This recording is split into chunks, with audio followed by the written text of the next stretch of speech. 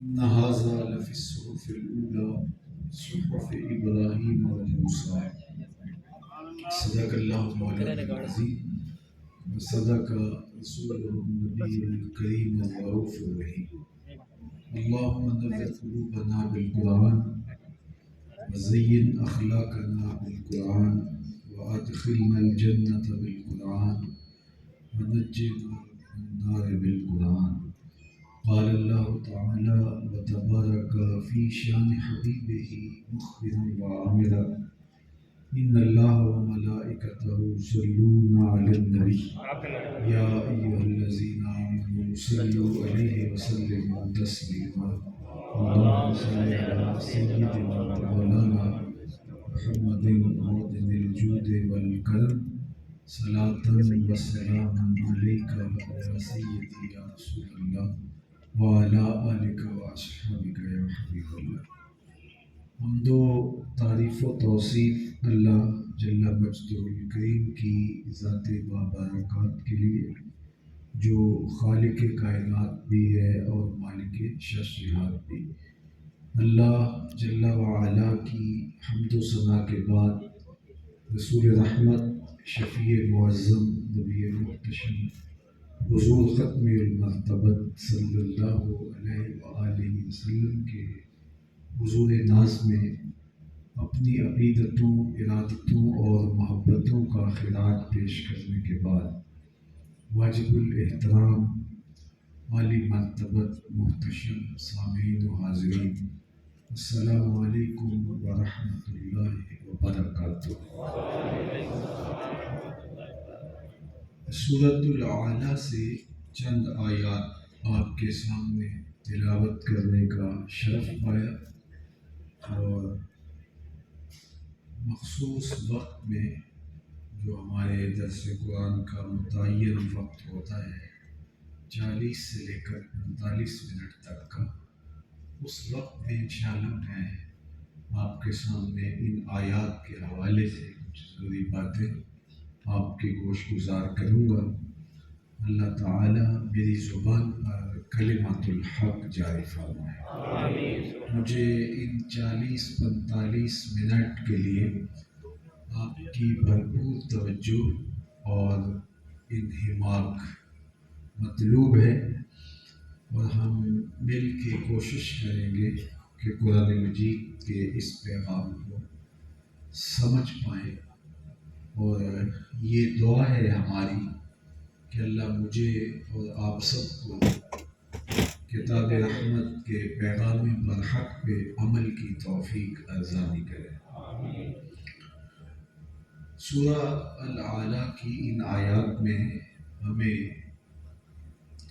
فلاح حاصل کرنے کا پورا نصاب عطا کیا گیا ہے. قرآن مجید میں جو فلاح کا لفظ ہے جس کا عمومی ترجمہ کامیابی کیا جاتا ہے، اور فلاح دین اور دنیا دونوں جہانوں کی کامیابی کا مجموعہ ہے. تو یہ فلاح کیسے ہم حاصل کر سکتے ہیں؟ سب سے پہلے تو یہ بات ذہن میں رکھیے کہ ہمارا دین ایک مکمل، کامل اور اکمل دین ہے، اور ہمیں دونوں جہانوں کی کامیابی کا راستہ دکھاتا ہے اور عملی جد و جہد کا سبب اور درس فراہم کرتا ہے. ایسا نہیں ہے کہ ہم آخرت حاصل کریں اور اس کے لیے دنیا کو برباد کر بیٹھیں تبھی آخرت حاصل ہوگی، اور نہ ہی ایسا ہے کہ ہم دنیا کو ہی مقصود و مراد بنا لیں اور آخرت سے ہم غافل ہو جائیں. دین اور دنیا ایک ہی مرکز پہ جمع ہے. اللہ کے محبوب علیہ السلام کی خدمت میں ایک صاحب حاضر ہوئے اور وہ بہت زیادہ کمزور تھے. ان کی کمزوری کو استعارتاً بیان کیا گیا کہ چوزے کی طرح کمزور تھے، یعنی بہت زیادہ کمزور تھے. تو ان کو دیکھا تو حضور علیہ السلام نے ارشاد فرمایا کہ تم نے اللہ سے کوئی دعا تو نہیں مانگی؟ اس نے کہا جی میں نے اللہ سے ایک دعا مانگی تھی، وہ دعا شاید قبول ہو گئی ہے۔ فرمایا کیا دعا مانگی تھی؟ اس نے کہا میں نے رب سے عرض کیا تھا مالک میری دنیا کو اس طرح بنا دے کہ آخرت کے حصے کے دکھ بھی دنیا میں ہی ڈال دے، تاکہ میری آخرت صاف ہو جائے اور میں سرخور ہو جائے، اور جو میرے اوپر آنے والی مصیبتیں ہیں، آلام ہے، مصائب ہے، وہ دنیا میں ہی ڈال کر کے مجھے یہی فارغ کر دے، یہی دھل جاؤں اور آخرت میری صاف ہو جائے۔ تو شاید یہ میری دعا قبول ہو گئی تو مجھے بہت ساری بیماریوں نے گھیر لیا ہے، بہت ساری مشکلوں نے، بہت سارے مصائب نے، اپنوں بیگانوں کی طرف سے آنے والی تکلیفوں نے مجھے بہت زیادہ ستایا ہے، دکھ دیا ہے، تو شاید میری یہ دعا قبول ہو گئی۔ تو بظاہر تو بہت اچھی بات تھی کہ اس نے آخرت صاف کر لی، دنیا جیسے تیسے گزر ہی جائے گی، لیکن میرے اور آپ کے آقا مولا حضور ختم المرتبہ صلی اللہ علیہ وآلہ وسلم اس کی اس بات کو سن کر خوش نہیں ہوئے اور فرمایا کہ تو نے یہ کیوں کہا کہ آخرت کے حصے کے دکھ بھی دنیا میں آ جائیں؟ تو نے یہ کیوں نہیں کہا ربنا آتنا فی الدنیا حسنۃ وفی الآخرۃ حسنۃ؟ اللہ مجھے اس دنیا میں بھی حسنات عطا کر دے، آخرت میں بھی حسنات عطا کر۔ تو دنیا میں ہم اذیتیں سہنے کے لیے، دنیا میں ذلت سہنے کے لیے نہیں آئے۔ اگر بیماری، تکلیف، دکھ، پریشانی آ جائے تو صبر کے ساتھ اور متانت کے ساتھ اس کا مقابلہ کریں گے اور اس کو برداشت کریں گے حوصلے کے ساتھ، لیکن اللہ سے ہم کبھی بھی ان چیزوں کا مطالبہ نہیں کریں گے۔ صلی اللہ العافیہ، فرمایا اللہ سے ہمیشہ عافیت مانگو، کبھی جنگ نہ مانگو، کبھی لڑائی نہ مانگو، کبھی بیماری نہ مانگو، جب بھی مانگو اس سے عافیت طلب کرو، لیکن اگر بیماری آ جائے تو پھر استقامت سے، صبر سے، حوصلے سے اس بیماری کے وقت کو، لمحات کو، شدت کو کاٹو۔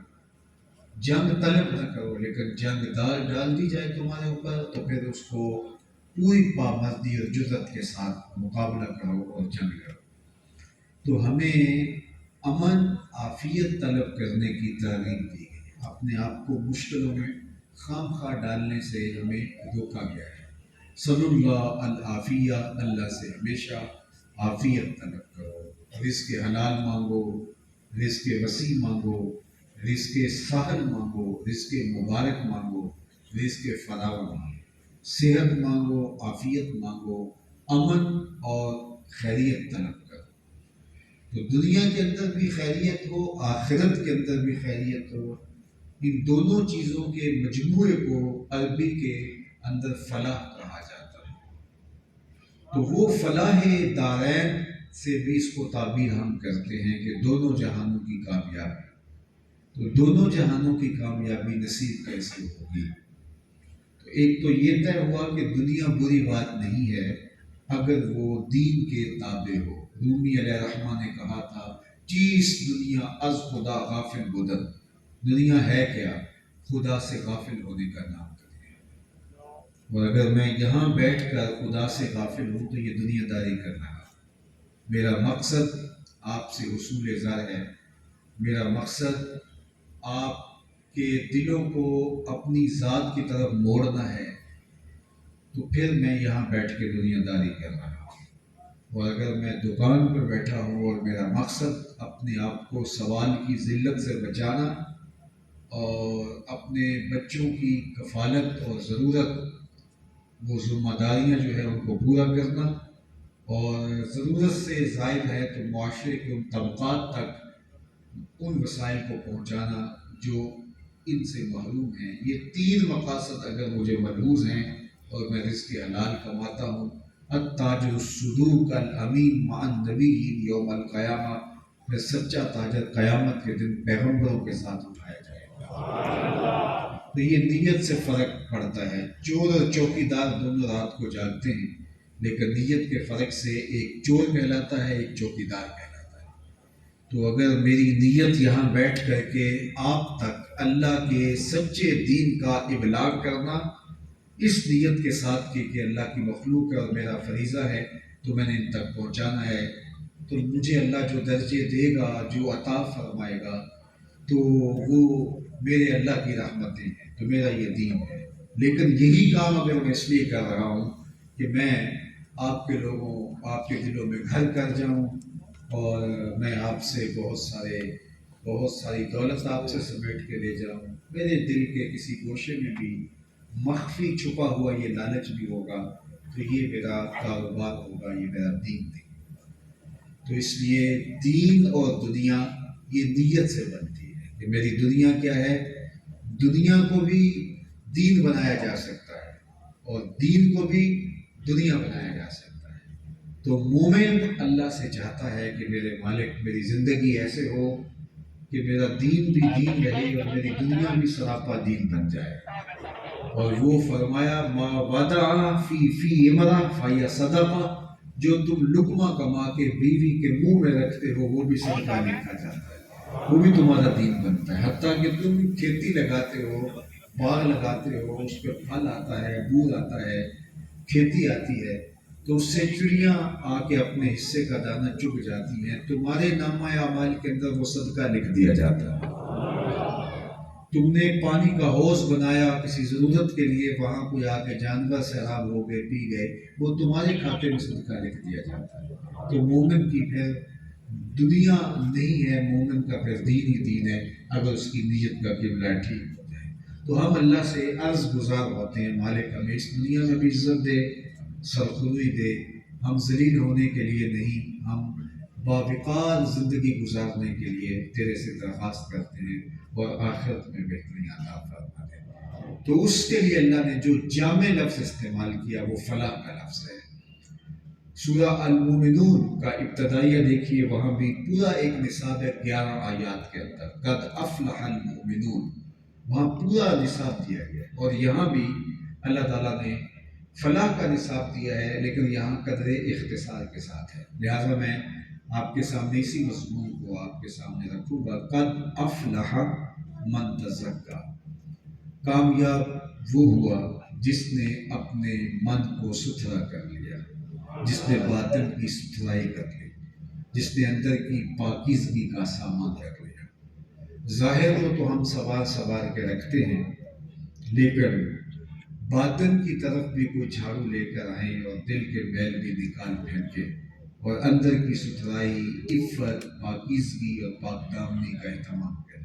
یہ ہمارا رب ہم سے متقاضی ہے، اس بات کا ہم سے میرے رب کا تقاضا ہے کہ ہم اپنے اندر کو ستھرا کر لیں۔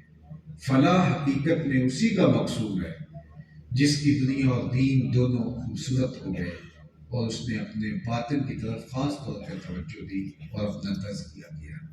قد افلح من تزکا، کامیاب وہ ہوا جس نے اپنا تزکیہ کیا، جس نے اپنی صفائی کی، جس نے اپنے من کی پاکیزگی کے سامان کیے۔ حضرت عبداللہ بن عمر بن عاص رضی اللہ تعالی عنہ جلیل القدر صحابی ہیں، فرماتے ہیں کہ ہم حضور کی مجلس میں بیٹھے تھے، ہجوم عاشقاں تھا، تو اچانک حضور نے فرمایا کہ صحابہ اگر جنتی دیکھنے کا شوق ہے تو دروازے پہ دیکھو، جو پہلا شخص اب مسجد میں داخل ہوگا وہ جنتی ہوگا۔ تو کہتے ہیں ہم نے دروازے کی جانب دیکھا تو ایک بوڑھا بزرگ تشریف لایا، بائیں ہاتھ میں اس نے جوتا پکڑا تھا اور تازہ وضو کے آثار اس کے چہرے پہ علیحدہ تھے۔ خیر مجلس اختتام کو پہنچی، ہم بھی گھروں کو لوٹ گئے، وہ بھی واپس چلے گئے۔ دوسرا دن آیا، پھر مجلس جمی، پھر آقا نے دوبارہ ارشاد فرمایا کہ اگر کسی نے جنتی دیکھنا ہو تو دروازے پہ نظر رکھے، جو ابھی شخص دروازے سے مسجد میں داخل ہوگا وہ جنتی ہے۔ تو حضرت عبداللہ بن عمر کہتے ہیں میں نے سوچا کل تو وہ بزرگ تھے، دیکھی آج کون خوش نصیب آتا ہے، لیکن میں نے غور کیا تو وہی والے بزرگ، بائیں ہاتھ میں جوتا پکڑا ہے اور تازہ وضو کے آثار ان کے چہرے پہ علیحدہ ہے۔ تیسرا دن ہوا تو حضور علیہ السلام نے پھر فرمایا اگر جنتی دیکھنے کا شوق ہے تو دروازے پر دیکھو، جو ابھی شخص داخل ہوگا وہ جنتی ہوگا۔ تو ہم نے دیکھا تو تیسرے دن بھی وہی بزرگ اسی حالت میں کہ بائیں ہاتھ میں جوتا اور وضو کے آثار چہرے پہ نمایاں مسجد میں داخل ہوئے۔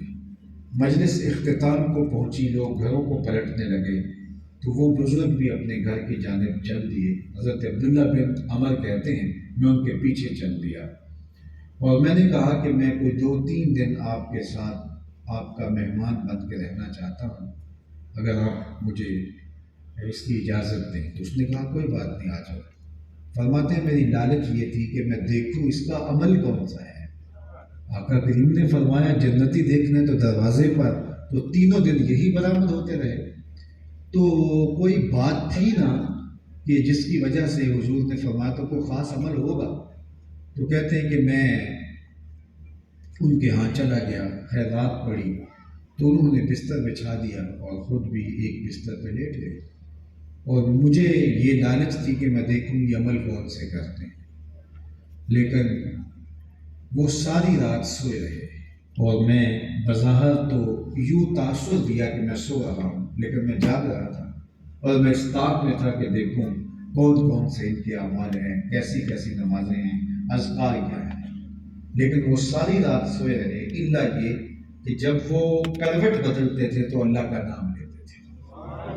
خیر صبح ہوئی، نماز پڑھی، کھیتوں میں چلے گئے، ناشتہ کیا، اسی طرح دوپہر ہوئی، ظہر، عصر، مغرب، پھر اگلے دن میں نے ہو سکتا ہے کل میری وجہ سے انہوں نے اپنے معمولات ترک کر دیے، لیکن جو عادی ہو اس کے لیے روز ترک کرنا بڑا مشکل ہوتا ہے، چلو آج سے۔ تو اگلے دن پھر میں نے دیکھا تو کوئی خاص عمل نہیں تھا سوائے اس کے کہ جب کروٹ بدلے تو اللہ کا نام لے۔ پھر دن گزر گیا، پھر تیسرے دن پھر میں نے طاق میں رہا کہ میں دیکھوں، لیکن تیسرا دن بھی انہوں نے رات سو کے گزاری اور کوئی خاص معمول ان کا نہیں تھا۔ خیر جب صبح ہوئی، ناشتہ ہوا تو میں نے کہا کہ میں واپس جا رہا ہوں، میرے 3 دن پورے ہو گئے، لیکن میں ایک لالچ میں آپ کے پاس رکا تھا۔ آقا کریم نے فرمایا تھا جنتی دیکھنا ہے تو دروازے پر دیکھو، اور یہ 3 دن تک حضور فرماتے رہے اور 3 دن تک آپ کو ہی ہم دیکھتے رہے۔ تو ہمیں لگا کوئی خاص عمل ہوگا، لیکن 3 دن گزرنے کے باوجود ہم نے کوئی خاص عمل نہیں دیکھا۔ یا تو آپ نے چھپا لیا ہے اور یا پھر نہ جانے کیا ماجرا ہے۔ تو وہ بزرگ فرمانے لگے کہ عبداللہ بن عمر، میں تم سے کوئی عمل نہیں چھپایا، اور اگر تم اور بھی رکتے تو دیکھ بھی نہ پاتے، لیکن تم نے اتنی محنت کی ہے لہٰذا میں تمہیں خود بتا دیتا ہوں۔ تو کہتے ہیں کہ میرا مقصود میرے سامنے آنے لگا اور میں ہمتن گوش ہو گیا۔ تو وہ بزرگ کھڑے تھے اور مجھے کہنے لگے اے عبداللہ بن عمر، یہ جو میرے سینے میں دل رکھا ہوا ہے اس میں کسی مومن کا بغض نہیں ہے، یہ وہ عمل ہے کہ جو تم نہیں دیکھ پائے، اور دن بھی رکتے تو تم نہ دیکھ پاتے۔ تو آج ہمارا تو مسئلہ ہی ہے، ہمارے اوپر کچھ اور ہوتا ہے، ہمارے اندر کچھ اور ہوتا ہے، اور ہماری محنت اس کو صاف کرنے کی نہیں ہے، اس کو صاف کرنے کی ہے۔ میاں صاحب نے کہا تھا شیشے اتے کٹا جمیا تے کندھاں چاڑی جاندے، شیشے اتے کٹا جمیا تے کندھاں چاڑی جاندے، جلداں نوں سانپ کے رکھ دے بھر کے پھاڑی جاتے۔ ہمارا سارا زور پیکنگ پہ ہے، لیکن جو اندر ہے اس پہ ہمارا زور نہیں ہے۔ یہ ہے کہ اندر سے بہت کھوکھلے، بہت میلے کچیلے، بہت کمزور، بہت گندے، اور بہت باہر سے بہت ستھرے، ہمارے لباس پر کہیں نہیں پڑتی، کوئی شکن بھی نہیں ہوتی، ہمارے بالوں میں بھی خوبصورت جو ہے وہ آرائش اور زیبائش ہوتی ہے، کپڑے بھی دھلے ہوتے ہیں، خوشبوئیں بھی اعلیٰ اقسام کی ہم استعمال کرتے ہیں، سارا زور پیکنگ پہ ہے، لیکن جو اندر ہے اس پر توجہ نہیں ہے۔ لیکن میرے رب نے کیا کہا قد افلح من تزکا، کامیاب وہ ہوا جس نے اپنے اندر کو ستھرا کیا۔ تو ہمیں ساری توجہ اپنے اندر کو پاک کرنے کے لیے کرنی چاہیے۔ اب حضور نے صلی اللہ علیہ وآلہ وسلم نے ارشاد فرمایا کہ جس طرح لوہے کو زنگ لگتا ہے اس طرح دلوں کو بھی زنگ لگتے ہیں۔ عرض کی گئی کہ حضور پھر اس زنگ کو اتارنے کا طریقہ کیا ہے؟ تو سنیے، حضور نے خود اس کا علاج بھی بیان فرمایا۔ لِكُلِّ شَيْءٍ سِقَالَةٌ وَسِقَالَةُ الْقُلُوبِ ذِكْرُ اللَّهِ، ہر شے کا زنگ کسی نہ کسی چیز سے اترتا ہے، اور دلوں کو زنگ لگ جائے تو اللہ کے ذکر سے دلوں کا زنگ اترتا ہے۔ اور اس آیت کریمہ میں بھی اللہ تعالیٰ نے اس زنگ کو اتارنے کا، من کو ستھرا کرنے کا طریقہ یہی بتایا۔ قَدْ أَفْلَحَ مَنْ تَزَكَّىٰ وَذَكَرَ اسْمَ رَبِّهِ فَصَلَّىٰ، کامیاب وہ ہوا جس نے اپنے من کو ستھرا کیا اور اپنے رب کا نام جپا، اپنے رب کا ذکر کیا اور نماز پڑھی۔ اس کا من ستھرا تبھی ہوگا جب کثرت سے اللہ کا ذکر کیا جائے گا۔ تو چار چیزیں ہیں دلوں کے زنگ کو صاف کرنے کے لیے۔ ایک، کثرت کے ساتھ اللہ کا ذکر۔ دوسرا، حدیث پاک میں قرآن مجید کی تلاوت کا ذکر آتا ہے۔ قرآن مجید کی تلاوت یہ بھی ذکر کی ایک صورت ہے، اس سے دلوں کے زنگ اترتے ہیں۔ اور تیسری چیز دلوں کا زنگ اتارتی ہے کثرت کے ساتھ موت کی یاد، موت کا خیال مستحضر رہے کہ میں یہاں بیٹھ نہیں رہنا، تو اس سے دلوں کا زنگ اترتا ہے۔ اور چوتھی چیز جو کبریت احمر کا درجہ، سرخ گندک کا درجہ رکھتی ہے اور دلوں کے زنگ اتارتی ہے، وہ ہے صالحین کی صحبت، اچھے لوگوں کی صحبت، جن کو دیکھ کر تمہیں خدا یاد آئے، جن کی صحبت میں بیٹھ کے رغبت دنیا کم ہونے لگے اور رغبت آخرت بڑھنے لگے۔ ایسے لوگوں کی صحبت حضرت شیخ احمد مجدد الفسانی علیہ رحمہ فرماتے ہیں کبریت احمر، سرخ گندک کی طرح ہوتی ہے، اور ایسے لوگوں کی صحبت کو غنیمت جاننا چاہیے، اور وہ بھی دلوں کے زنگ اتارتی ہے۔ تو چار چیزیں ضروری ہیں اپنے دلوں کو صاف کرنے کے لیے: کثرت کے ساتھ اللہ کا ذکر کرنا، قرآن مجید کی تلاوت کرنا، صالحین کی صحبت میں بیٹھنا، اور کثرت کے ساتھ موت کو یاد کرنا۔ فرمایا لذتوں کو توڑنے والی کو یاد کیا کرو۔ عرض کی حضور لذتوں کو توڑنے والی کیا ہے؟ قال الموت، فرمایا موت۔ تو موت لذتوں کو توڑتی ہے۔ تو سب سے پہلی چیز جو بیان فرمائی قرآن مجید میں تزکیے کے لیے جو نصاب دیا، اس میں وَذَكَرَ اسْمَ رَبِّهِ، اور اپنے رب کے نام کو یاد کیا، اپنے رب کے نام کو جپا، اللہ کا ذکر کیا۔ اب ذکر کا لفظ آپ اور میں سنتے رہتے ہیں، تو ذکر ہے کیا؟ ذکر کسے کہتے ہیں؟ تو اس پر تو ایک تفصیلی گفتگو چاہیے، لیکن میرے خیال کے مطابق ذکر کی سب سے بہترین تشریح حضرت امام ربانی علیہ رحمہ نے کی ہے۔ حقیقت الذکر رفع الغفلہ، آپ فرماتے ہیں ذکر کی حقیقت یہ ہے کہ غفلت کا زائل ہو جانا، یعنی انسان کو ہر وقت یہ خیال مستحضر رہے، ہر وقت انسان اس سوچ میں رہے کہ میرا کوئی خالق ہے اور میں اس کا بندہ ہوں، اور غفلت کا زائل ہو جانا اور استحضار اس کا رہنا، یہ ذکر ہے۔ تو یہ اگر کسی کو نصیب ہے تو پھر وہ اللہ جل شانہ کے احکام کی پیروی لازمی کرے گا۔ ایسے نہیں ہو سکتا کہ اس کو حکموں کو نظر انداز کرے، جب اس کو یہ خیال مستحضر رہے گا کہ وہ میرا رب ہے اور میں اس کا بندہ ہوں، وہ کبھی بھی اس خیال سے، اس سوچ سے، اس فکر سے غافل نہیں ہوگا۔ یہ ہر وقت مستحضر رہنا چاہیے۔ اٹھتی بیٹھتی، ٹردی پھردی، ستے آتے جاگ دی، نام چھپ دی روتے کھپ دی، بے سو اس راگ دی، نام چھپیاں قرب ملتا، نام دی کر پوری سام، شیشی وچ کستوری جے کر پھر ضرورت کاغ دی۔ یہ سب کچھ اندر ہی ہے، یہ بدن کے اندر، تمہارے جسم کے اندر سب کچھ رکھا گیا ہے۔ اس لیے اس کا نام لوگے تو وہ جس طرح کستوری کا مزاج ہوتا ہے کہ اس کو جتنا رگڑتے اتنی خوشبو پھیلتی ہے، تو کثرت سے اس کا نام لوگے تو اللہ کی یادوں کی خوشبو پھیلے گی۔ اندر بوٹی مشک مچایا اتے جام پھولا تے آئی ہوں، یہ وہی کیفیت ہے کہ کثرت کے ساتھ اس کا ذکر کیا جائے۔ فرمایا ذاکر اللہ فی الغافلین، کشجرۃ الخضراء فی وسط الحشیم، غافلوں میں اللہ کا ذکر کرنے والا ایسے ہے جس طرح سوکھی سڑی گھاس کے اندر شجر سایہ دار ہوتا ہے، جھاڑیوں کے اندر کانٹے دار جھاڑیوں ہوں اور کوئی سایہ دار درخت ہو تو اس کی جو اہمیت جنگل میں ہوتی ہے، غافلوں میں اللہ کا جو حقیقی نام ذاکر ہے اس کی کیفیت وہی ہوتی ہے۔ تو اس لیے ہم اگر اپنے باطن کا تزکیہ کرنا چاہتے ہیں، اندر کو صاف کرنا چاہتے ہیں، تو کثرت ذکر کے ساتھ ہم دل کی صفائی کر سکتے ہیں۔ حضرات صوفیہ کہتے ہیں کہ جب کوئی بندہ ایک مرتبہ کہتا ہے اللہ، تو اللہ تعالیٰ اس کی طرف 70 بار نظر رحمت سے دیکھتا ہے، اور جب وہ نظر رحمت سے دیکھتا ہے تو بندے کے کتنے گناہ جل کے راکھ ہو جاتے ہیں۔ تو اس لیے اگر کوئی چاہے کہ میرا دل ستھرا ہو جائے تو وہ کثرت کے ساتھ اپنے رب کا ذکر کرے۔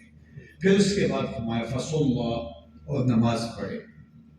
نماز بھی ذکر کی ایک صورت ہے، اقم الصلاۃ لذکری، فرمایا کہ میری یاد کے لیے نماز پڑھو۔ یاد اللہ کے حضور حاضری ہے نماز، اور استحضار قلب کے ساتھ نماز انسان کے دل کے ضم کو اتارتی ہے۔ اس لیے جو شخص اللہ جل شانہ کا ذاکر ہوگا وہ کبھی بھی نماز سے غافل نہیں ہو سکتا، کبھی ممکن ہی نہیں ہے کہ اس سے یہ چھوٹ جائے، اس لیے کہ اس کا حکم میرے اللہ نے دیا ہے۔ سالک کو ابتداءً وہ حظ، وہ لطف، وہ کیفیت نصیب نہیں ہوتی، لیکن اس سے کوئی فرق نہیں پڑتا۔ اللہ کا حکم سمجھ کے جب بندہ ادا کرتا ہے، میرے اور آپ کے آقا و مولا نے ہمیں جو حکم دیا وہ یہ تھا سلو کما رأیتمونی اصلی، سلو کما رأیتمونی اصلی، جس طرح تم مجھے نماز پڑھتے ہوئے دیکھتے ہو ایسے نماز پڑھو۔ یہ نہیں کہا کہ جس طرح میں نماز پڑھتا ہوں ایسے نماز پڑھو، پھر تو مشکل ہو جاتا کہ کون اس طرح نماز پڑھے جس طرح حضور پڑھتے ہیں صلی اللہ علیہ وسلم۔ کہا جس طرح تم مجھے پڑھتا ہوا دیکھتے ہو تم اس کی نقل کرو اور اس کی طرح پڑھو۔ حضرت محدث کچھوٹوی علیہ رحمہ سے ان کے ایک مرید نے کہا حضرت میں نماز پڑھتا ہوں لیکن مزہ نہیں آتا، حظ نہیں ملتا، لطف نہیں آتا۔ تو آپ نے اس سے کہا، وہ بڑا پریشان تھا کہ نماز تو پڑھتا ہوں لیکن حظ نہیں ملتا، لطف نہیں ملتا۔ تو آپ نے فرمایا کہ اس کے باوجود بھی پڑھتے تو ہو نا؟ اس نے کہا جی وہ تو اللہ کا حکم ہے اور شریعت کی طرف سے لازم ہے میرے اوپر، وہ تو فریضہ ہے، وہ تو میں پڑھتا ہوں لیکن مزہ نہیں آتا۔ تو محدث کچھوٹوی علیہ رحمہ جھومنے لگے، فرمایا واہ واہ، تم لطف اور مزے کے بندے نہیں اللہ کے بندے ہو، تمہیں مزہ نہیں آتا پھر بھی پڑھتے ہو، اس کا مطلب ہے تم مزے اور لطف کے لیے نہیں پڑھ رہے، تم رب کے لیے پڑھ رہے ہو۔ تو اس نے کہا حضور مجھے اس کا مزہ آ گیا، اس کا لطف آ گیا ہے۔ تو بعض کا ایسا ہوتا ہے کہ بندہ کہہ رہا ہے کہ یار میں پتہ نہیں میری نماز قبول ہے کہ نہیں، ٹکرے مار رہا ہوں، وہ کیفیت ہی نہیں ہے۔ تو وہ کیفیت نصیب ہو نہ ہو، کنڈا کھڑکاتے رہنا چاہیے، کبھی تو در کھلے گا، یہ چھوڑنا نہیں چاہیے، اس کے حضور پیشانی رگڑتے رہنا چاہیے۔ یہ توفیق ہے، اس سے بڑھ کر کیا کہ وہ بندے کو اپنی چوکھٹ پہ بلا لے۔ لیکن ہم نے دیکھا ہے کئی باشعور لوگ، ان سے گفتگو کرو سیاست پر، ان سے گفتگو کرو معاشرت پر، اقتصادیات پہ بات چلے یا جغرافیے پہ گفتگو ہو، انسانی اخلاقیات اور اقدار پہ بات ہو یا کسی موضوع پہ، لگتا ہے کہ یہ اس دور کا افلاطون ہے، لیکن ہم دیکھیں گے کہ نماز کا وقت ہوگا تو چپکے سے کھسک جائے گا۔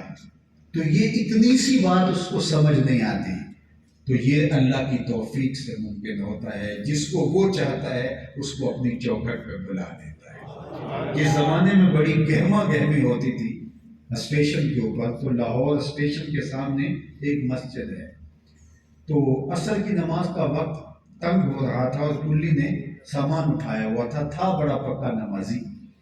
تو جب مسجد کے قریب سے گزرنے لگا، میکلوڈ روڈ پہ کہیں اس نے جا کے سامان دینا تھا، تو جس کا سامان اٹھایا تو اسے کہا کہ 2 منٹ لگیں گے اگر تم کہو تو میں نماز پڑھ لوں، وقت تنگ ہو رہا ہے۔ اس نے کہا ٹھیک ہے، سامان رکھا اور وہ بابا جی اندر نماز پڑھنے لگے۔ نماز تھوڑا جو ہے وہ بڑے سکون سے پڑھتے تھے، تو 4 رکعتیں بڑے سکون سے پڑھی، اور یہ بار بار وہ جہاں جوتے اتارتے ہیں وہاں سے جا کے اندر جھانکتا ہے کہ بابا جی بھی آئے نہیں ہیں۔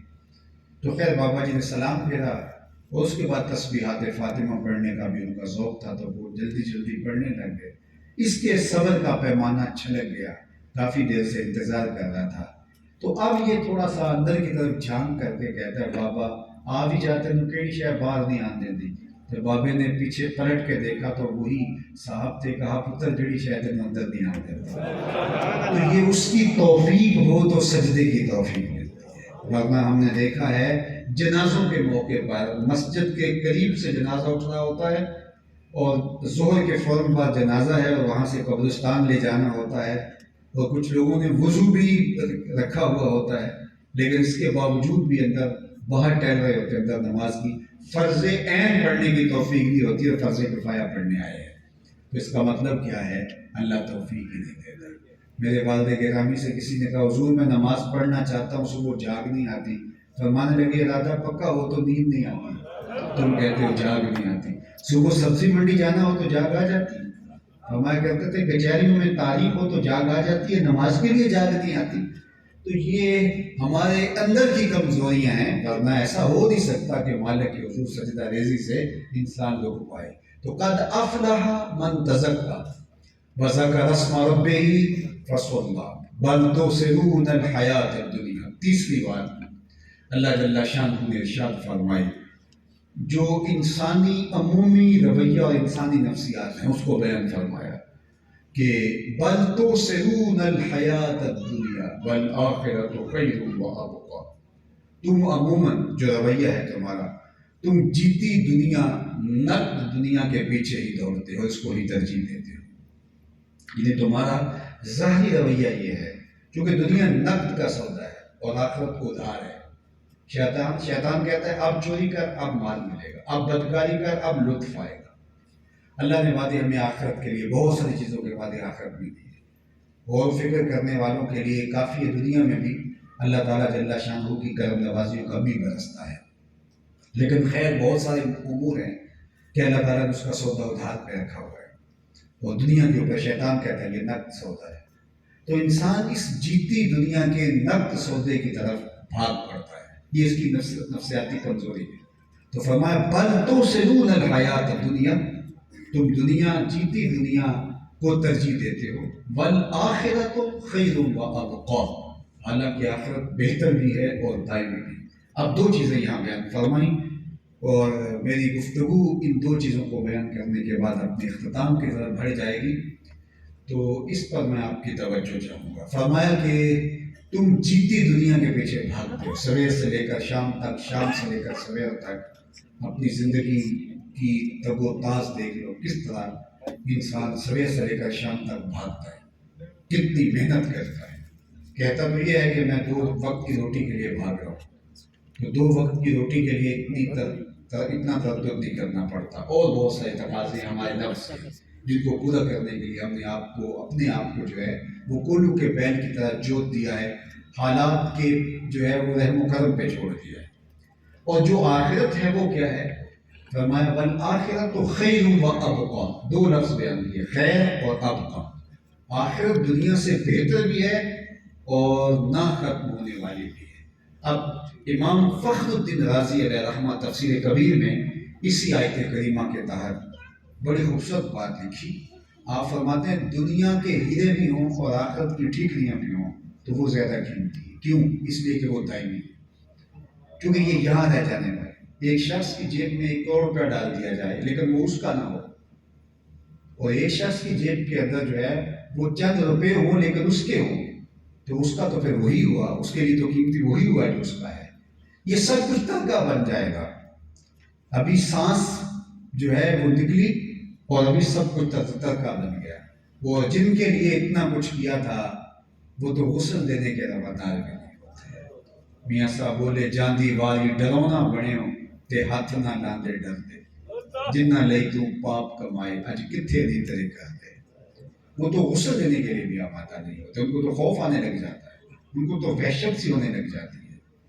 تو یہ دنیا، یہ جیتی دنیا جس کے پیچھے انسان دوڑتا ہے، تو حضرت امام فخر الدین رازی علیہ رحمہ فرماتے ہیں کہ اس کے ہیرے اور موتی بھی ہوں اور وہاں ٹھیکریاں بھی ہوں اور وہ بھی قیمتی۔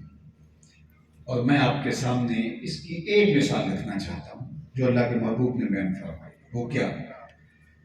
اللہ کے محبوب نے ارشاد فرمایا کہ جنت میں، یہ جنت کی پراپرٹی ویلیو ہے جو اللہ کے محبوب نے بیان فرمائی. میں تو شعبے کا شخص نہیں ہوں، لیکن جو شعبے سے وابستہ ان سے پوچھئے کہ باہر دور دیہاتوں میں کوئی 2-4 ایکڑ فروخت کرے تو آپ کے شہر اسلام آباد کے اندر کوئی 1 یا 2 کنال کا پلاٹ آتا ہوگا اس کے مقابلے کے اندر، اور وہ بھی وہاں سے فروخت کر کے کسی کمرشل جگہ پہ اس کو خریدے تو ہو سکتا ہے کہ وہ مرلوں میں سمٹ جائے.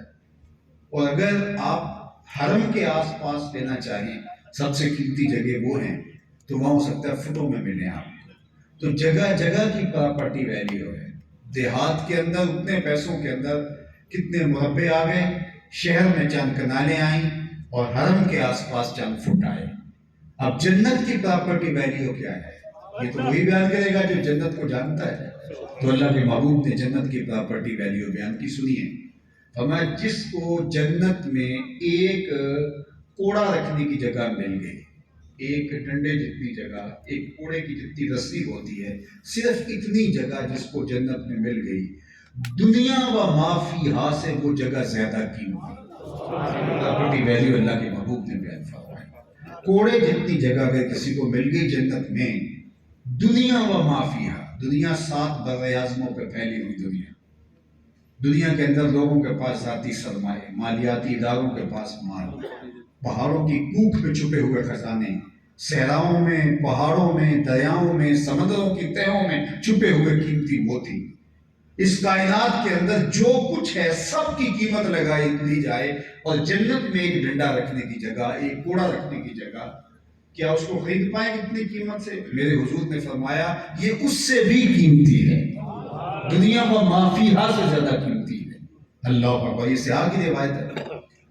اور جنت میں سب سے کم جگہ کس کے پاس ہوگی؟ ذرا دیکھیے. یہاں کسی کے پاس بہت کم جگہ ہوگی تو وہ 3 مرلے کا پلاٹ ہوگا، کسی کے پاس 10 مرلے کا پلاٹ ہوگا، ہو سکتا ہے کوئی اس سے بھی کم جگہ کا مالک ہو. لیکن جنت میں سب سے کم پراپرٹی کس کی ہوگی؟ صحیح بخاری اٹھائیے. جنت میں اس شخص کا ذکر کیا گیا جس کے پاس سب سے کم پراپرٹی ہے، اور وہ کون شخص ہے؟ جو سب سے آخر میں جنت میں جائے گا. جہنم کے رگڑے سہ سہ کے سب سے آخر میں جہنم سے نکالا جائے گا اور سب سے آخر میں جنت میں جائے گا. ایک روایت میں فرمایا کہ میں اس کا نام بھی جانتا ہوں، لیکن سند کے اعتبار سے اس حدیث کو علماء نے کہا کہ ضعیف ہے، لہذا میں اس کو ذکر نہیں کر رہا. لیکن جو روایت میں آپ کے سامنے رکھوں یہ صحیح بخاری کی ہے. جنت میں سب سے کم پراپرٹی اس کی ہوگی جو سب سے آخر میں جہنم سے نکالا جائے گا اور سب سے آخر میں جنت میں جائے گا. اور حدیث پاک میں آتا ہے کہ جب وہ جہنم سے نکالا جائے گا تو اللہ تعالیٰ جل شانہ سے کہے گا کہ بتا تیری کوئی آرزو. حالانکہ جہنم میں سب سے آخر سے وہی نکالا گیا ہوگا جس نے دنیا میں جی بھر کے گناہ کیے ہوں گے، کوئی حسرت رہ نہیں گئی ہوگی، لیکن پھر بھی اس کی بہت ساری حسرتیں رہ گئی. وہ غالب نے کہا تھا ہزاروں خواہشیں ایسی کہ ہر خواہش پہ دم نکلے، بہت نکلے میرے ارمان لیکن پھر بھی کم نکلے. اللہ اسے کہے گا بتا تجھے کیا چاہیے، تو وہ کہے گا مالک یہ فرشت کیا. اللہ فرمائے گا لَکَ مَا تَمَنَّیْتَ، جو تو نے تمنائیں کی میں نے تجھے کو عطا کیا. اب تو جنت میں چلا جا. اس کو تو یہ ہوگا کہ مجھے اگر سایہ دیوار جنت میں بھی جگہ مل جائے تو غنیمت ہے، آراف میں بھی جگہ مل جائے تو غنیمت ہے. جی جائے گی جنت میں. اور جنت میں بھی اگر جانا نصیب ہوتا ہے کوئی جھونپڑا 2 مرلے کا مل جائے، کٹیا مل جائے تو کافی ہے. لیکن اسے کیا خدا کہے گا جنت میں چلا جا، اور جنت میں تیرے لیے اس دنیا سے 10 گنا جگہ ہے. یہ 7 براعظموں پہ پھیلی کائنات، اس کو ضرب دے 10 سے. اللہ اکبر. 70 براعظموں کے برابر. تو فرمایا جائے گا تیرے لیے دنیا سے 10 گنا جگہ ہے جنت میں. جو سب سے آخر میں جائے گا اس کو میرا رب کہے گا. بخاری کی روایت ہے. اور وہ کیا کہے گا؟ جب وہ سنے گا تو وہ عجیب اس کی حالت ہوگی، اور وہ کیا کہے گا اتسخر وانت الملک، میرے رب تو مالک ہو کے مجھ سے مذاق کر رہا ہے.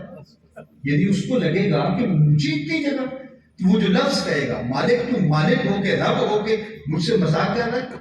فَضَحِكَ النَّبِيُّ حَتَّى بَدَتْ أَنْيَابُهُ، جب میرے حضور یہ بات بیان فرما رہے تھے، حضور علیہ السلام خود بھی مسکرانے لگے، اور اتنے مسکرائے کہ صحابہ کو حضور کی داڑھیں نظر آنے لگے کہ وہ کہے گا مالک جو دیوار رکھتے رکھتے ہمسائے کے 2 انچ دبانے کی وجہ سے جہنم میں گیا ہوگا، تو اب اس کو جب یہ کہا جائے گا جنت میں دنیا سے 10 گنا جگہ ہے تیرے لیے، تو اس کو حیرت کا جھٹکا تو لگے گا، وہ کہے گا تشکر وانت المالک، میرے رب تو رب ہو کے مجھ سے مذاق کر رہے۔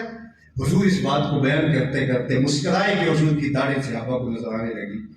آقا کریم فرماتے ہیں کہ اللہ فرمائے گا نہیں، یہ واقعتاً تیرے لیے ہے، اور اس کو واقعتاً دیا جائے گا۔ یہ سب سے آخر میں سب سے کم پراپرٹی والے کی جائیداد اور جاگیر ہے جنت میں، جو سب سے آخر میں جائے گا دنیا سے 10 گنا زیادہ۔ تو بابا فرید گنج شکر کی جاگیروں کا عالم کیا ہوگا، حضرت شیخ عبد القادر الجیلانی کی جاگیروں کا عالم کیا ہوگا، پھر اصحاب پیغمبر صلی اللہ علیہ وآلہ وسلم کی جاگیروں کا عالم کیا ہوگا، اطاعت رسول کی جاگیروں کا عالم کیا ہوگا۔ یہ تو اس کی جاگیر ہے جو سب سے آخر میں جنت میں جا رہا ہے۔ اللہ اکبر، والآخرۃ خیر، آخرت بہتر ہے۔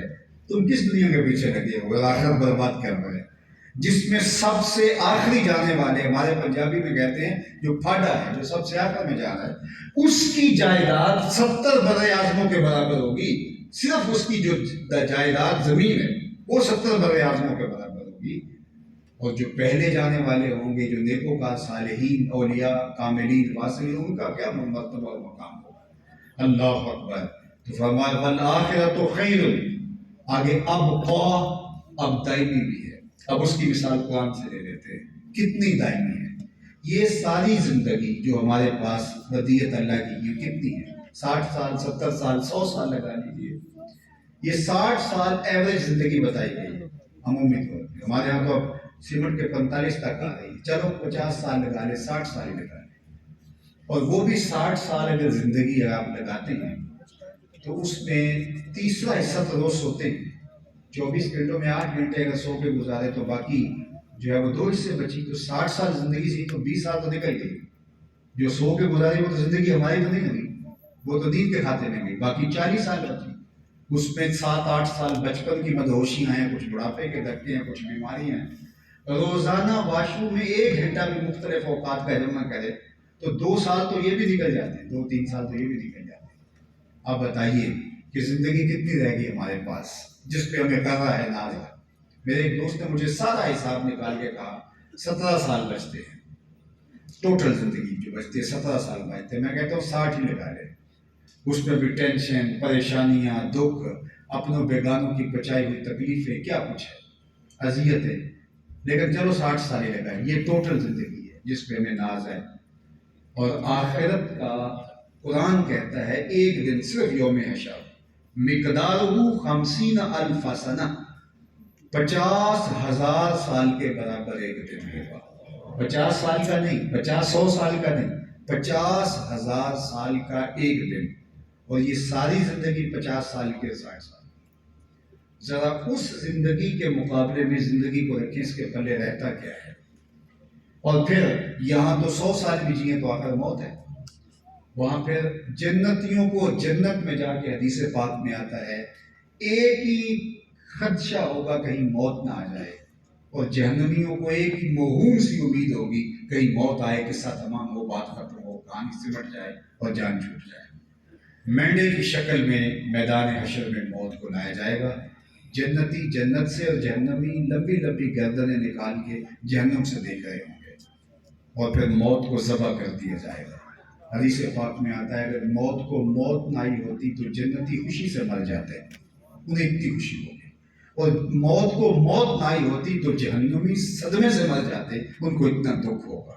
پھر نہ ختم ہونے والی زندگی، اب تو گھبرا کے یہ کہتے ہیں کہ مر جائیں گے، مر کے بھی چین نہ پایا تو کدھر جائیں گے، وہ نہ ختم ہونے والی زندگی، 50,000 سال کا ایک دن، پھر اس کے بعد جو زندگی شروع ہوگی چاہے جہنم والی ہوگی چاہے جنت والی ہوگی، پھر اس کا نقطہ انجام ہی نہیں ہے، وہ کبھی ختم ہی نہیں ہوگی۔ اللہ اکبر۔ عبداللہ، جنتیوں کا جو کھٹکا تھا وہ بھی ختم ہو گیا، ان کی وہ امید بھی جہنمیوں کی ختم ہو گئی۔ بلکہ ایک حدیث میں آتا ہے کہ اللہ تعالیٰ فرمائے گا جنتیوں سے، تب پھر خطاب کر کے کہے گا اردی تم، کیا راضی ہو؟ تو وہ کہیں گے ما لنا اللہ نرضا، ہمیں کیا ہوا کہ ہم راضی نہ ہوں، ہمیں تو وہ ملا جس کا ہم تصور بھی نہیں کر سکتے۔ تو اللہ کہے گا میں تمہیں ایک اور چیز دینے والا ہوں جس سے تم بالکل راضی ہو جائیں گے۔ تو وہ کہیں گے مالک تیری کرم نوازی، ورنہ کسر تو کوئی نہیں رہی، زندگی بھی ایسی جو کبھی ختم نہیں ہوگی، نعمتیں بھی ایسی، تو کیا کسر رہ گئی ہے؟ کوئی چیز رہ تو نہیں ہے۔ اللہ فرمائے ایک چیز تمہیں دینے لگا، اس کے بعد تم مکمل خوش ہو جاؤ گے۔ تو وہ جھولی پھیلائیں گے تو اللہ فرمائے گا میں تم سے راضی ہو گیا ہوں اور کبھی ناراض نہیں ہوں گا۔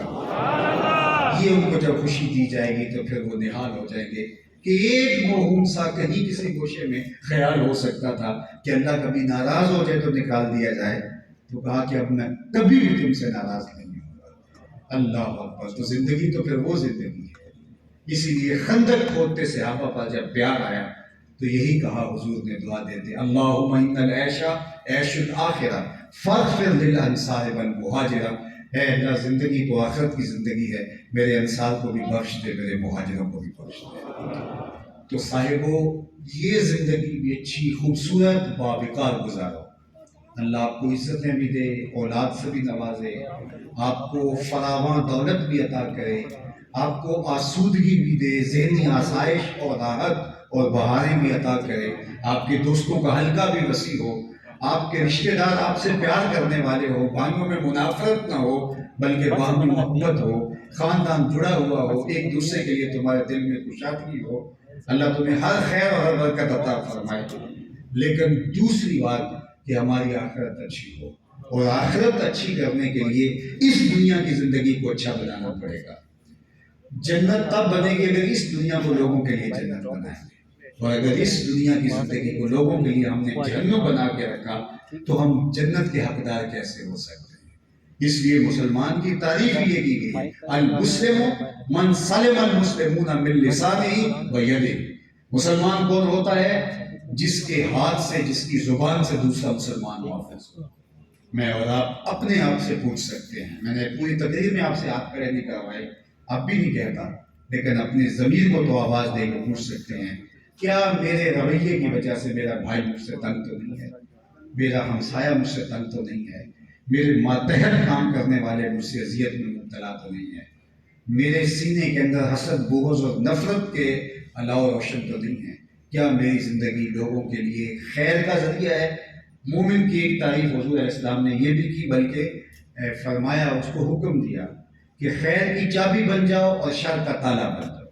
یعنی مومن کو ترغیب دیتے ہو، کتنا جامع جملہ ارشاد فرمایا کہ مفتاح خیر بن جاؤ، مفتاح خیر، خیر کی چابی بن جاؤ اور شر کا تالا بن جاؤ۔ تمہاری وجہ سے جہاں بدی بھی ہو رہی ہو تم جاؤ، تمہاری وجہ سے لوگ جو ہے وہ خاموش ہو جائیں۔ جہاں گناہ ہو رہا ہو، بدکاری ہو رہی ہو، برائی ہو رہی ہو، غیبت کا بازار گرم ہو، تم جا کے بیٹھے تو لوگ تم سے مسائل پوچھنے لگے، کوئی اچھی بات شروع ہو گئی، تم تالا بن گئے شر کا اور خیر کی چابی بن گئے۔ جہاں تم گئے وہاں خیر پھوٹنے لگی، وہاں اچھائیاں پھوٹنے لگی۔ تو اپنے وجود کو نافع بنائیں اللہ کی مخلوق کے لیے، اللہ کی مخلوق کے لیے اپنے آپ کو نرم کریں، اپنے آپ کو گداز کریں۔ لوگوں کے لیے تمہارا وجود اللہ کی رحمت کا ایک مجسم پیکر ہو، تمہاری وجہ سے خیر پھوٹے، تمہاری وجہ سے اچھائی پھوٹے، اور اپنی زندگی کو اللہ اس کے رسول کے بتائے ہوئے اسلوب کے مطابق ڈھال دو۔ اپنے آپ کو اتنا مؤثر اور فعال بنا لو کہ تمہارے وجود سے پھوٹتی ہوئی برکتیں معاشرے کے اندر امن لائیں، سکون لائیں، طمانینت لائیں، اور خیر کے اجاگر کرنے کا آپ کا وجود ذریعہ ہو۔ تو فرمایا قد افلح من تزکا وذکر اسم ربہ فصلی بل تؤثرون الحیاۃ الدنیا والآخرۃ خیر وابقی۔ اور پھر آخر میں کیا فرمایا؟ والآخرۃ خیر وابقی ان ھذا لفی الصحف الاولی۔ یہ جو ہم نے کہانی بیان کی ہے یہ صرف قرآن میں نہیں، قرآن سے پہلی کتابوں میں بھی، پہلے صحیفوں میں بیان کی گئی ہے۔ صحف ابراہیم و موسیٰ، ابراہیم اور حضرت موسیٰ پر جو صحیفے اترے تھے ان میں بھی ہم نے یہی لکھا تھا۔ علماء تفسیر نے لکھا کہ قد افلح سے لے کر کے یہاں تک جو آیات ہیں یہ پچھلی کتابوں میں بھی اللہ اتارتا رہا ہے۔ یہ مکمل نصاب ہے، یہ خوبصورت زندگی کا نصاب ہے، اور اللہ نے پچھلی کتابوں کے اندر بھی ان آیات کو اتارا ہے ان لوگوں کی ہدایت کے لیے اور حضور علیہ السلام کی امت کے لیے بھی اتارا ہے۔ تو اس نصاب کے مطابق ہم اپنے آپ کو تزکیے سے، اپنے آپ کو تصفیے سے، باطن کی صفائی سے، اپنے سارے میل کچیل دور کر کے ایک صالح اور پاکیزہ زندگی جینے کا تصور لے کے آگے بڑھ سکتے ہیں۔ اور ہم اگر یہ چاہیں کہ ایک اچھا صالح پاکیزہ معاشرہ مارز وجود میں آئے تو ہمیں سب سے پہلے اپنے آپ کو بدلنا ہوگا۔ 25 کروڑ لوگوں کی یہ آبادی ہے، اور پھر آپ کا شہر 1 کروڑ لوگوں پر مشتمل ہوگا مضافات ڈال کر کے، اور میرے سامنے اس میں سے چند ہزار لوگ بیٹھے ہیں، تو ظاہر میری آواز سب لوگوں تک تو نہیں پہنچ پائی، صرف اتنے لوگوں تک، لیکن میں کہتا ہوں یہ صرف اتنے لوگ جتنے یہاں میرے سامنے بیٹھے ہیں یا باہر جو ہے وہ جن تک میری آواز پہنچ رہی ہے، صرف اتنے لوگ ارادہ کر لیں کہ کل سے ہم کسی کا دل نہیں دکھائیں گے، کل کسی کو اذیت نہیں دیں گے، کل سے کم نہیں تولیں گے، کل سے جھوٹ نہیں بولیں گے، کل سے خیر کی چابی بن جائیں گے اور شر کا تالا بن جائیں گے، جو ہم نے سنا وہ زندگی گزاریں گے۔ صرف اتنے لوگ پکا عزم کر کے یہاں سے اٹھیں، آپ کا شہر آدھا کل سے ہی بدلا بدلا محسوس ہوگا۔ لیکن اگر ہم صرف کانوں سے سنا اور ہم نے مانا کہ واقعہ ہی جو ہے وہ صحیح کہا گیا ہے، لیکن ہم نے یہ ارادہ کیا کہ ہم عمل نہیں کر سکتے۔ اللہ تعالیٰ کے محبوب علیہ السلام نے ہمیں جو حکم دیا اس میں سمع اور طاعت دونوں چیزیں ہیں، یعنی سننا اور ماننا اور فرما برداری کرنا۔ ایک طبقہ تو وہ ہے نہ سمع کے دائرے میں آتا نہ طاعت کے بعد، وہ سنتا ہی نہیں، اس کی اپنی زندگی اپنا جہان ہے۔ اور عمومی طور پہ یہ ہے کہ ہم سنتے ہیں لیکن طاعت کے دائرے کے اندر نہیں آتے۔ تو ایسا نہیں ہوتا کہ سننے سے کوئی فرق نہیں پڑتا جب تک ہم عمل نہیں کرتے ہیں۔ تو اللہ مجھے بھی توفیق دے، جو میں کہوں میرا عمل ہوگا تو پھر آپ کے کانوں سے نہیں دل تک پہنچے گا، از دل خیزت بد دل ریزت۔ اور آپ جب سنیں گے اور ارادہ کریں گے کہ ہم اس پہ عمل کریں گے تو زندگی ایک ایک عادت سے تبدیل ہوتی ہے، اپنے رویوں میں ہم تبدیلی لا سکتے ہیں۔ اللہ مجھے آپ کو اپنی رحمتوں کے سائے میں رکھے اور میرے وطن کی خیر کرے، اس مشکل وقت میں اپنی پناہ نصیب کرے۔ وآخر دعوانا ان الحمدللہ۔ جی بسم اللہ۔ نبی سلام علیہ